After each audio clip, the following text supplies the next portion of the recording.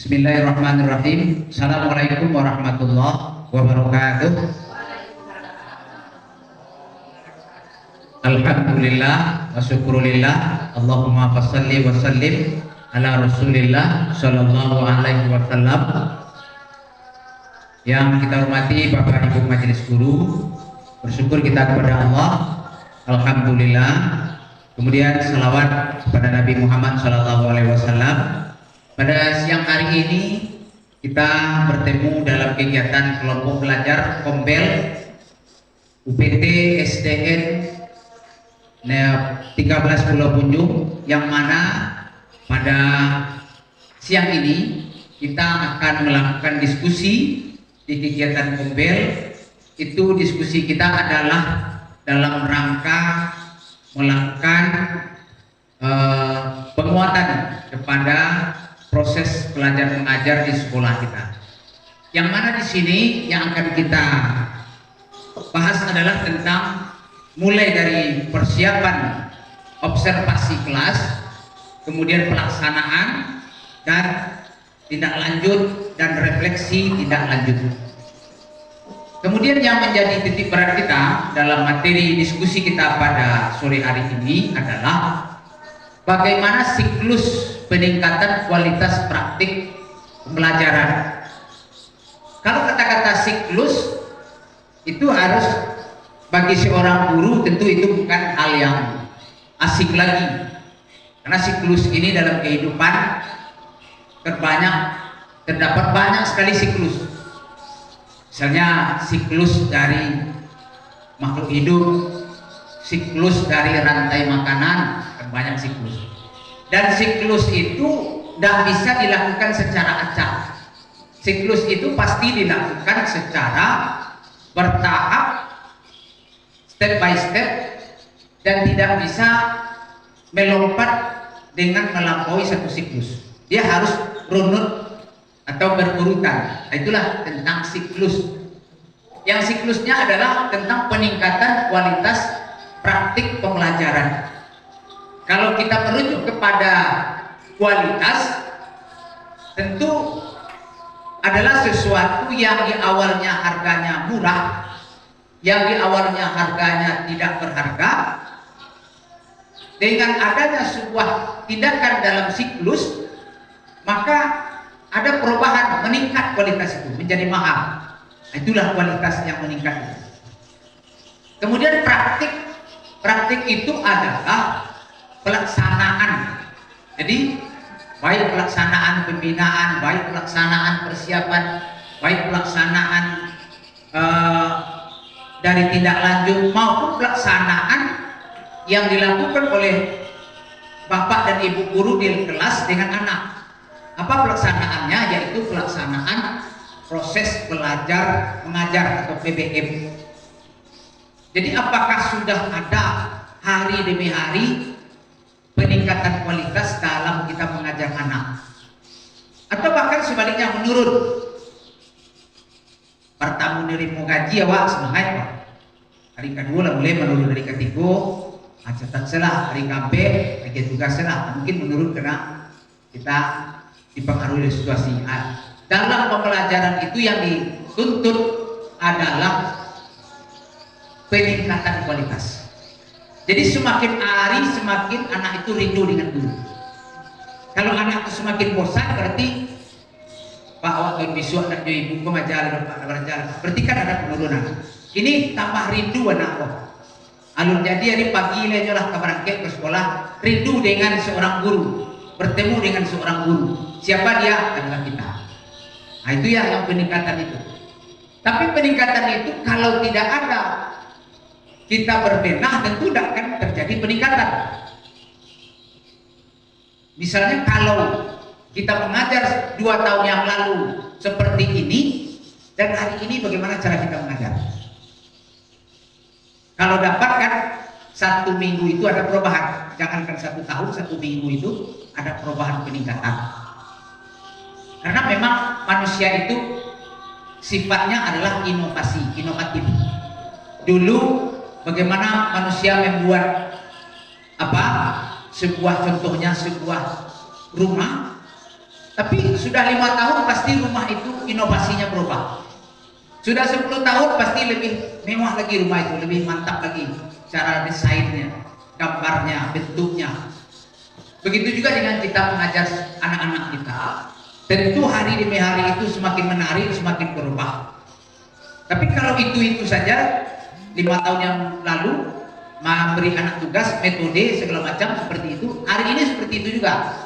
Maka hari inilah dicetuskan sebuah model, sebuah strategi yang dinamakan dengan peningkatan kualitas praktik pembelajaran yang diakomodasi melalui sebuah aplikasi PMM, platform Merdeka Mengajar. Jadi ini salah satunya usaha kita. Dan fokus kita adalah sesuai dengan indikator yang telah kita pilih waktu mengisi di bulan Januari atau Februari dulu, mengisi RHK dulu. Ada 8 indikator, yang akan dipilih cuma 1. Ibu mungkin masih ingat apa yang kita pilih dari yang 8? Cuma 1 yang dipilih. Nah, itulah yang kita pilih. Alhamdulillah semuanya sama, karena itu berhubungan dengan rapor pendidikan. Di rapor pendidikan kita yang perlu sekali dibenahi adalah tentang interaksi anak sesama anak atau peserta didik. Interaksi peserta didik. Bagaimana peserta didik itu bisa memberi kesempatan kepada temannya, bagaimana dia aktif belajar sesama mereka, bagaimana mereka bisa aktif belajar di dalam kelompok belajar, tidak didominasi oleh 1 orang. Jadi kalau misalnya anak kita itu pintar 2 orang, yang 2 orang itu pintar tiap hari itu gagal kita, belum berhasil mengajar. Tapi bagaimana semua anak itu dapat kesempatan belajar, maupun yang pintar maupun yang tidak pintar. Maka kemarin kita memilih di dalam indikator kita, indikator capaian kita itu adalah tentang bagaimana kita meningkatkan interaksi atau campur tangannya atau keinginan anak itu lebih besar untuk belajar, keinginannya kuat untuk belajar, dan kesempatan itu diberikan bersama. Baik, mungkin itu sebagai pembukaan kita untuk diskusi bagaimana meningkat terus praktik pembelajaran kita, kualitasnya meningkat terus. Untuk peningkatan ini kita akan persiapkan diri kita. Pertama, persiapan kita adalah melakukan persiapan observasi. Tentu kalau kita mau mengajar tidak ada persiapan, sama dengan berperang tidak ada senjata. Tentu kita pasti mati. Jadi kalau memang tekad kita mau berperang, pastikan kita bawa senjata. Kalau kita tidak membawa senjata, itu sudah dibuat lagunya maju tak gentar. Jadi maju tak gentar itu berani berperang tapi senjata tidak ada. Itu secara negatifnya. Tapi secara positifnya tentu ada juga. Jadi kita persiapan kita itu adalah disebut dengan pra-observasi. Apa itu pra-observasi? Mempersiapkan diri, perangkat-perangkat, bahan ajar, dan semuanya itu menjelang kita diobservasi.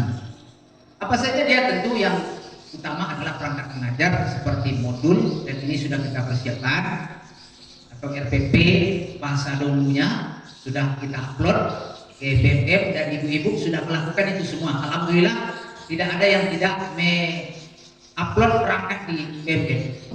Kemudian juga yang lain seperti bagaimana suasana kelas, persiapannya, bagaimana tentang perjanjian kita dengan siswa, bagaimana tentang kondisi sekolah kita, kemudian juga pendukungnya bagaimana, mungkin laptop, mungkin pendukungnya berupa alat-alat yang bisa, atau metode yang baik, bagaimana metode itu digunakan mencapai tujuan dari PBM kita itu tercapai.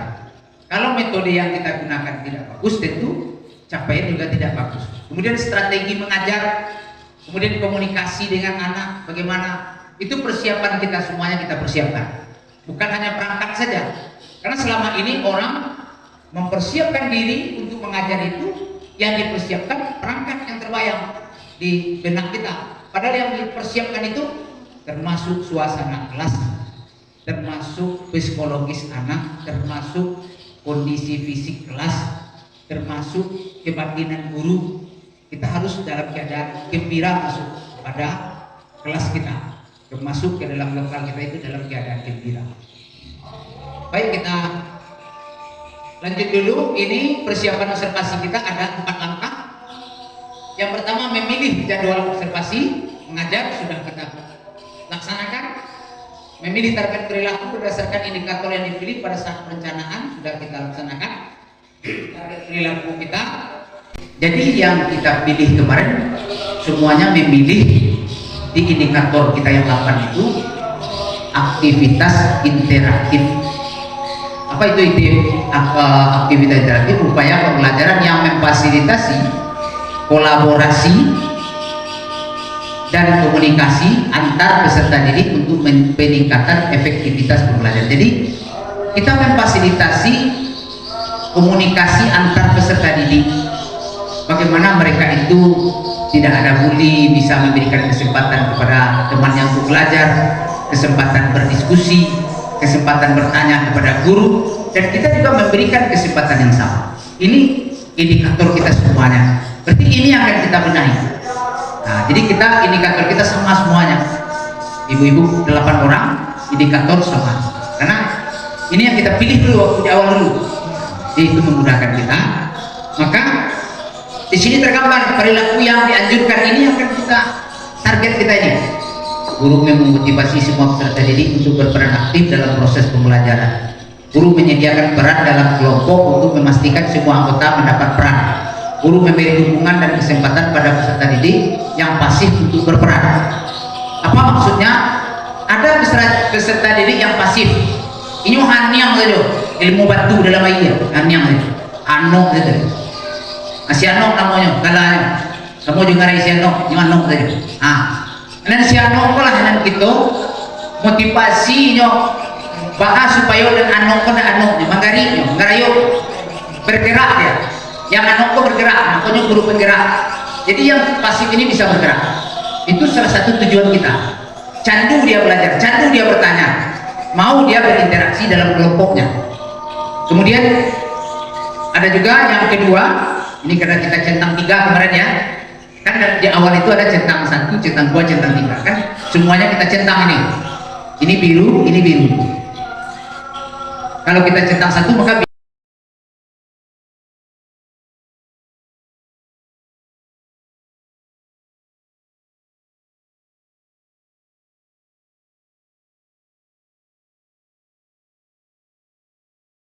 ilmu pelajaran tidak kondusif.